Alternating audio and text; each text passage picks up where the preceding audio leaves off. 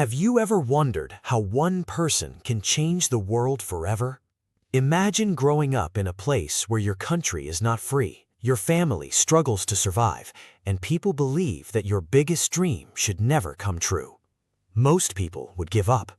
But one young girl refused to accept that her future had already been decided. She believed that knowledge was stronger than fear, stronger than poverty, and even stronger than discrimination. That little girl would one day become one of the greatest scientists in human history. Her name was Marie Curie. This is her incredible story. Marie Curie was born on November 7, 1867, in the city of Warsaw.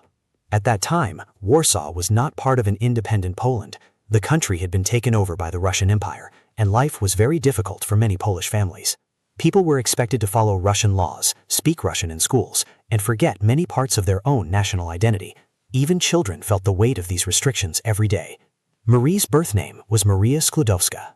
She was the youngest of 5 children in a family that deeply respected education. Her father taught mathematics and physics. Her mother was the headmistress of a girls' school. Although the family did not have much money, they believed that learning was the greatest treasure anyone could possess. Unlike many children, Maria loved asking questions. Why do magnets attract metal? Why do stars shine? Why does fire produce heat? Every new object she saw became another mystery waiting to be solved. Her father noticed her endless curiosity. After returning home from work, he often showed her scientific instruments that he had managed to keep from his teaching days. They were glass tubes, measuring devices, metal tools, and strange-looking equipment that fascinated young Maria. She didn't see toys. She saw possibilities. While other children spent hours playing games, Maria often spent her free time reading books and observing everything around her. Without realizing it, she was already training herself to think like a scientist. Life became even more difficult when Maria's father lost his teaching position because of political tensions with the Russian authorities. The family's income dropped dramatically. Simple things became luxuries.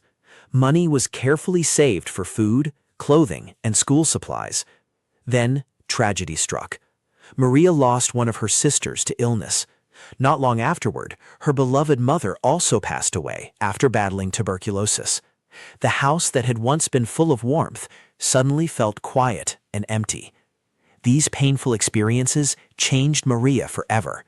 Instead of giving up, she became even more determined to build a meaningful life. She believed that education was the one thing nobody could ever take away. Maria quickly became known as one of the brightest students in her school. Her teachers admired her incredible memory. She learned quickly and rarely forgot anything she studied. Books became her closest friends.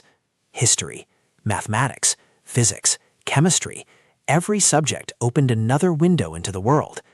Even though lessons were taught under strict Russian control, Maria continued to study with passion. Deep inside, she dreamed of becoming a scientist. But there was one enormous problem. Girls were not allowed to attend university in Warsaw. No matter how intelligent they were, no matter how hard they studied, the doors remained closed. For many young women, that was the end of the dream. For Maria, it was only the beginning. If official schools refused to teach women, then women would create their own classrooms. A secret educational movement quietly appeared in Warsaw. Classes were held in different homes every week to avoid attracting attention. Students gathered in small groups to study science, literature, history, and philosophy. Everyone understood the risks. If the authorities discovered these meetings, serious consequences could follow. But the desire to learn was stronger than fear. Maria attended these hidden lessons whenever she could. Every lecture strengthened her belief that knowledge was worth every sacrifice. She promised herself something important. One day, she would study at one of the greatest universities in Europe. At that moment, she had no money, no connections, no clear path, only determination. Sometimes, that is enough to begin changing history. When Maria finished school, she faced a painful reality. She had the talent to become a scientist, but talent alone could not open the doors that society had closed. Women were still forbidden from studying at the University of Warsaw. Her dream seemed farther away than ever. But Maria refused to believe that a closed door meant the end of the road. Instead, she and her older sister, Bronya, came up with an extraordinary plan. The sisters knew that studying abroad was expensive. Their families simply could not afford it, so they made a promise to each other. Maria would work for several years and send most of her salary to Bronya, allowing her to study medicine in Paris. When Branja became a doctor, she would help Maria come to France and pursue her own education. It was not just a financial agreement, it was a promise built on love, trust, and sacrifice. Maria knew it would delay her own dreams, but she never complained. She believed that sometimes success requires patience before opportunity arrives. Maria found work as a governess for wealthy families. She taught children mathematics, reading, science, and languages. Every morning she helped other children learn, while her own dream had to wait. The work was exhausting. She lived far from her family and often felt lonely. Still, every month she carefully saved money and sent most of it to Branja in Paris. Very little remained for herself. At night, after the children were asleep, Maria opened her books. She studied mathematics, she studied physics, she studied chemistry. Without teachers, without laboratories, without a university, she became her own teacher. Every page she read reminded her why she was working so hard. Her destination was Paris. Those years tested Maria's determination. Many people would have accepted their situation and abandoned their dreams. Maria did the opposite. Whenever she found free time, she borrowed books, solved mathematical problems, and read scientific papers. She wanted to arrive at university already prepared. She knew that opportunity favors those who are ready. The years passed slowly. Finally, after Branja completed her medical studies, she wrote a letter to Maria. The promise had been kept. It was now Maria's turn. In the autumn of 1891, Maria boarded a train heading to Paris. She was 24 years old. As the train moved farther from Poland, she looked through the window and wondered what kind of life awaited her. She was leaving behind everything familiar: her family, her friends, her homeland. But she carried something far more valuable than luggage. She carried hope. When she finally arrived in Paris, everything felt different. The streets were busy. People spoke a language she was still learning. The city was alive with artists, writers, engineers, and scientists from across Europe. For Maria, Paris represented possibility. Soon after arriving, Maria decided to use the French version of her name. From that moment on, she became Marie Curie. It was not about forgetting where she came from. She remained proud of her Polish heritage for the rest of her life.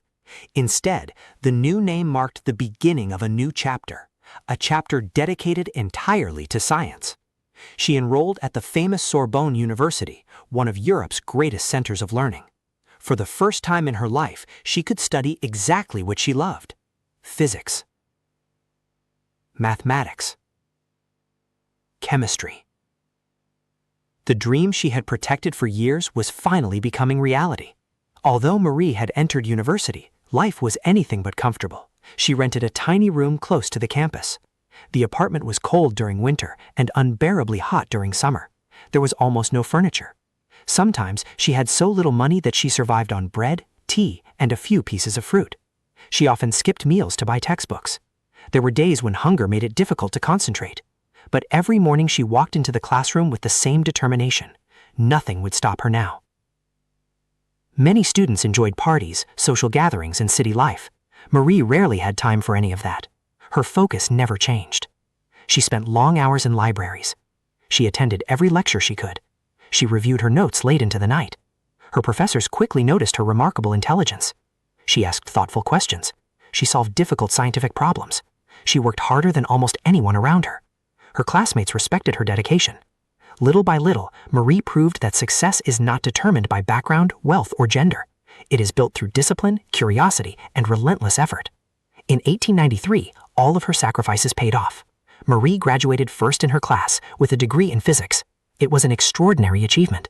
Only 1 year later, she earned another degree in mathematics, once again finishing among the top students. The young woman who had once been told that university was impossible had become one of the brightest scientific minds in France. But life was about to surprise her once again. Soon she would meet another scientist whose name would become forever linked with hers. His name was Pierre Curie. Together, they would begin one of the most remarkable scientific partnerships in history. For Marie Curie, graduating from the Sorbonne was not the finish line. It was only the beginning. She wanted more than excellent grades. She wanted to make discoveries that could help humanity understand nature in ways no one had before. But to do that, she needed a laboratory and an opportunity. Soon, both would arrive in an unexpected way. While searching for a place to continue her scientific research, Marie was introduced to a quiet and thoughtful physicist named Pierre Curie. Pierre was already respected for his work in physics. Unlike many people of his time, he believed that intelligence had nothing to do with gender. What impressed him most about Marie was not only her knowledge, but also her determination. The two scientists quickly discovered that they shared the same passion. They could spend hours discussing mathematics, physics, and the mysteries of nature. Their conversations soon became a friendship. Their friendship grew into love. In 1895, they were married. Their honeymoon was unlike most others. Instead of traveling in luxury, they spent much of their time riding bicycles through the French countryside, enjoying simple moments together. Their greatest adventure, however, was still ahead. After their marriage, Marie and Pierre began working together. Their laboratory was far from perfect. The building was old, the roof leaked when it rained. In winter, the rooms became freezing cold. During summer, the heat was almost unbearable. The equipment was limited. Money was scarce. To many people, it looked like an impossible place for important scientific work. But Marie and Pierre saw something different. They saw possibility. They believed that great discoveries do not depend on beautiful buildings. They depend on curious minds. Around that time, scientists were discussing a fascinating mystery. A French physicist had discovered that certain materials seemed to release invisible energy without being heated or burned. No one could fully explain why. Many researchers found the discovery interesting. Marie decided to investigate it more deeply. She carefully measured different minerals. Day after day, week after week, she recorded every result. She noticed something surprising. Some minerals released far more energy than scientists expected. It was as if something hidden inside them was producing enormous power. Marie became convinced she was standing on the edge of a major discovery. Most researchers might have stopped there. Marie did not. She believed that the unusual minerals contained something scientists had never seen before. To test her idea, she and Pierre collected large quantities of a black mineral called pitchblende. The work was incredibly demanding. The mineral had to be crushed, heated, dissolved, filtered, separated, then tested again, and again, and again. Sometimes they worked from sunrise until late at night. Their hands became sore, their clothes became covered with dust, their laboratory filled with heavy containers and chemical solutions. Yet every experiment brought them one step closer to the truth. Science rarely rewards people overnight. Months passed, then years. Many experiments failed. Some produced confusing results. Others had to be repeated from the beginning. But Marie never lost hope. She carefully wrote every observation in her notebooks. She believed that every mistake was simply another lesson leading toward the answer. Pierre admired her incredible patience. Together, they refused to give up. Their determination became stronger with every challenge. Finally, in 1898, their hard work produced extraordinary results. Marie and Pierre announced the discovery of a completely new chemical element. Marie decided to name it polonium. She chose this name to honor her homeland, Poland, which at that time still did not exist as an independent nation. It was her quiet way of reminding the world that Poland should never be forgotten. But the surprises were not over. Only a few months later, they identified another unknown element. This one was even more remarkable. They named it radium. It released an incredible amount of energy. In darkness, it produced a faint bluish glow that seemed almost magical. For the first time, scientists realized that atoms were far more powerful than anyone had imagined. The discovery opened an entirely new chapter in physics and chemistry. Extracting even a tiny amount of pure radium required processing enormous quantities of rock. The work was exhausting. Marie often stirred heavy chemical mixtures for hours. Pierre carried large containers across the laboratory. Neither of them cared about fame. They cared only about finding the truth. Slowly, scientists around the world began to recognize the importance of their research. The discoveries of polonium and radium transformed scientific thinking forever. Without realizing it, Marie Curie had become one of the pioneers of a completely new field of science, and the world was finally beginning to notice. As Marie continued her research, she realized that this invisible energy needed a name. Scientists had never studied anything quite like it before. She introduced a new scientific term, radioactivity. the word would soon appear in laboratories, universities, and textbooks across the world. It became one of the most important scientific concepts of the 20th century. But while recognition was growing, life was preparing another unexpected challenge, one that neither Marie nor Pierre could have imagined. The discoveries of polonium and radium quickly attracted the attention of scientists around the world. Researchers realized that Marie and Pierre Curie had uncovered something extraordinary. Their work was opening the door to a completely new understanding of matter and energy. Soon, their names became known far beyond the walls of their small laboratory. But recognition was only the beginning. In 1903, the scientific community celebrated one of the greatest achievements of the century. Marie Curie, Pierre Curie, and another French scientist were awarded the Nobel Prize in Physics for their groundbreaking research. For Marie, the award meant much more than personal success. She became the first woman in history to receive a Nobel Prize. It was a moment that inspired women around the world. For generations, many had believed that science belonged only to men. Marie proved that brilliance has no gender. Despite the international attention, she remained humble. She continued working in the same modest laboratory, believing there was still much more to discover. Newspapers wanted interviews, universities invited her to give lectures. Scientists hoped to meet the remarkable woman behind these discoveries. Yet Marie avoided the spotlight whenever possible. She preferred spending long hours in the laboratory instead of attending public celebrations. To her, science was never about becoming famous. It was about asking questions and searching for honest answers. The laboratory remained her favorite place in the world. Just a few years after receiving the Nobel Prize, disaster struck. One rainy afternoon in 1906, Pierre Curie was walking through the busy streets of Paris. The roads were crowded, the weather was poor. In a tragic accident, he was struck by a heavy horse-drawn wagon. Pierre died suddenly. The news shocked the scientific community. For Marie, the loss was unimaginable. She had lost not only her husband, but also her closest friend, her research partner, and the person who had shared every scientific dream with her. For a long time, grief filled every corner of her life. Many wondered if she would ever return to science. After weeks of mourning, Marie made a decision. She believed that Pierre would have wanted their work to continue. Instead of giving up, she returned to the laboratory. The University of Paris offered her Pierre's teaching position. When she accepted, history was made once again. Marie Curie became the first female professor at the Sorbonne University. On the day of her first lecture, the hall was filled with students, professors, and journalists. Everyone expected an emotional speech. Instead, Marie quietly opened her notes and continued teaching exactly where Pierre had ended his final lecture. Her calm determination earned the respect of everyone in the room. She allowed her work, not her sorrow, to speak for her. Marie devoted herself completely to research. Her studies of radioactive elements became even more detailed. She successfully isolated pure radium, allowing scientists to understand its properties more clearly than ever before. The importance of her work could no longer be ignored. In 1911, she received the Nobel Prize in Chemistry. This achievement made history. Marie Curie became the first person ever to win 2 Nobel Prizes in 2 different scientific fields. It was an accomplishment unlike anything the world had seen.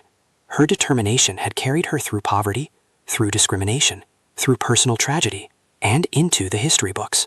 Even after winning 2 Nobel Prizes, Marie continued to face unfair treatment. Some institutions still refused to fully accept women as equals. There were people who believed that her achievements belonged more to Pierre than to her. Others questioned whether a woman deserved such recognition. Marie rarely responded to criticism. She believed that arguments could be endless. Results, however, spoke for themselves. Every experiment, every discovery, every scientific paper proved her ability beyond any doubt. She focused her energy on advancing science rather than defending herself. Over time, her work earned admiration across the world. By the beginning of the 20th century, Marie Curie had become one of the most respected scientists alive.